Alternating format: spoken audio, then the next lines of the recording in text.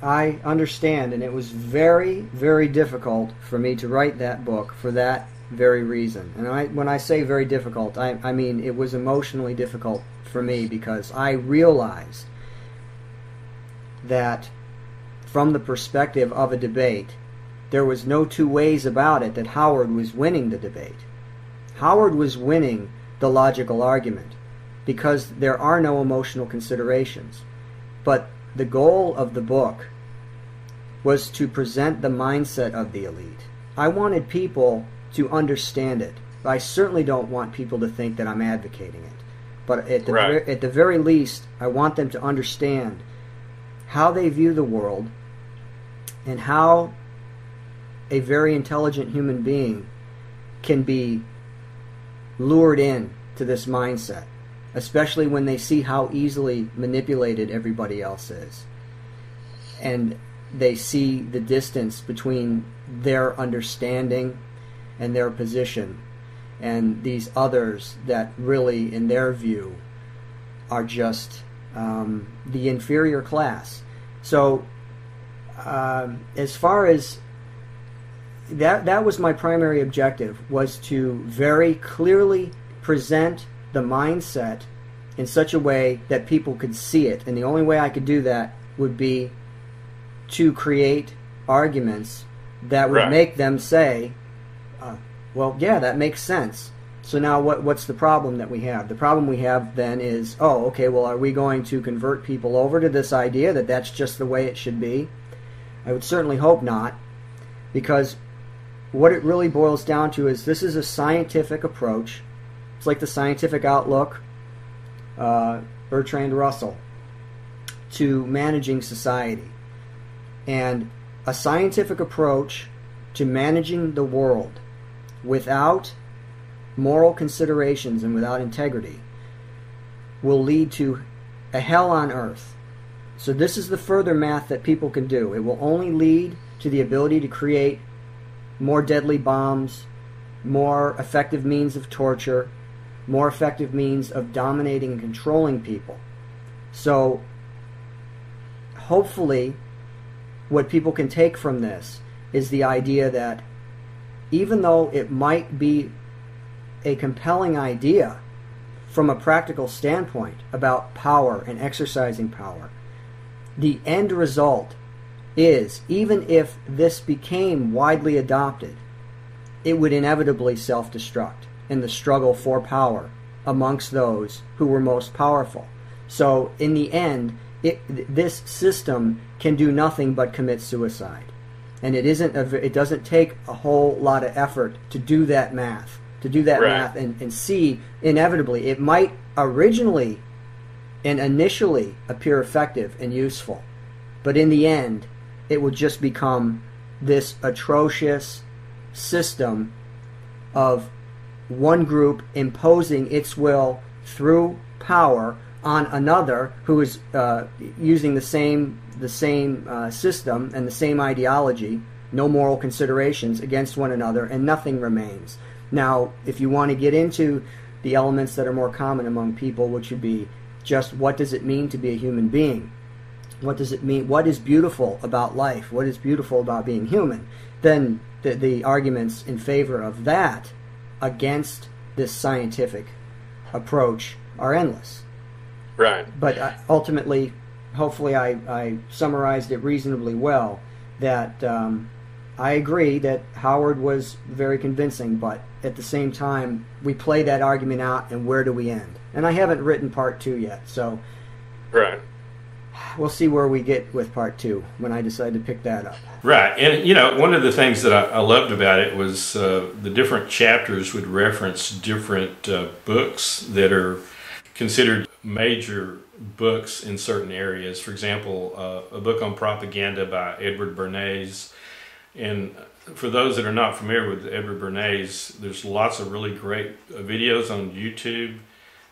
He is, I think, a cousin of Freud, and also he was the one that convinced women that it was okay for women to smoke. I mean, the cigarette companies went to him and said, well, Liberty Yeah, torches. so what are we going to do to get the women to start smoking, And so, everybody's used Edward Bernays' propaganda. In fact, I think Hitler used some of those techniques. And so these are, fundamental, profoundly important books and concepts that I think the average person needs to be aware of. And so that was on the chapter on propaganda, right? And you notice that I snuck that in there. That's what I yeah. did. I figured, all right, I'm going to write a novel because I'm trying to reach out past the choir, but this is a way for me to try to sneak these nonfiction topics and books into the story. If I can do that, maybe it will. And you'll notice, like something like propaganda is so short that even people who don't like to read nonfiction can get through it in no time. And yeah, Edward Bernays helped sell World War I. He helped sell the invasion of Guatemala and the overthrow of its government in 1954. So the Liberty Torches, on and on and on. He was instrumental in manipulating public perception and believed that it was a vital part of what it meant to be a democracy. Right, and then we have, like you mentioned earlier, we have, The Scientific Outlook by Bertrand Russell.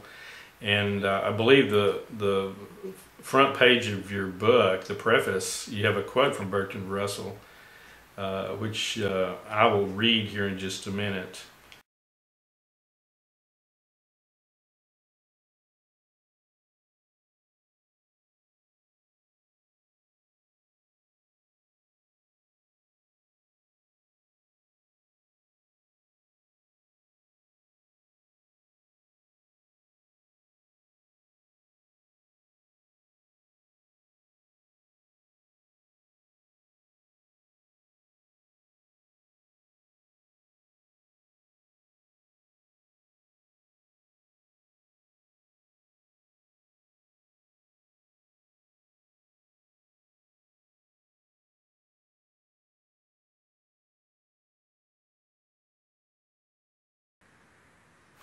So you have The Scientific Outlook by Bertrand Russell involved.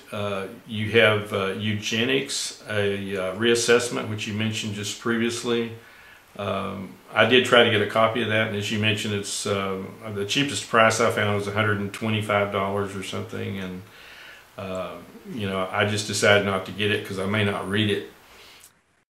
You can read the condensed version in the bonus material online. I think that would be a very useful place for you to start, because you're going to get, you'll get the main arguments that at least I think are most telling and offensive. And so, and then also I have whenever I'm reading a book, I highlight and note a lot of different things, but then I'll also, if I come across something that's particularly disturbing to me, I have to stop at that moment and immediately write my argument against it. So if you go to this condensed version, you'll not only find a lot of the things that I highlighted in the text, you'll find my immediate arguments, or at least my thoughts on that particular text immediately below it. So you might find it interesting. Yeah, I'll do that. I'll do that. That will help me out a lot, because I don't want to spend $150 for a book and not read it. But okay. Don't blame you. And I did take the time to go, look into some eugenics YouTube videos, and of course, if we look at some of our leadership today, like Bill Gates and some of the foundations. Bill Gates' father was a eugenicist, and likewise Bill is, as far as I can tell. And so these are important concepts, even though they're interwoven within a novel. I think they're critically important to us on a day-to-day basis to understand where these people come from. Okay, the trilogy basically boils down to this so far. Dishonest Money was meant to cover the inherently corrupt nature of our economic system. Tragedy and Hope 101 delves more into the political system itself. And then Leaving the Illusion was meant to present the mindset of those who run the economic and the political system. So that was my attempt, really, to just create that that synergistic effect. And obviously, you know, whether or not somebody reads all three or not, I don't know. But those were the three primary bases that I wanted to cover. And now the only thing that's really imperative to me that I feel very compelled to tackle would be a book on solutions.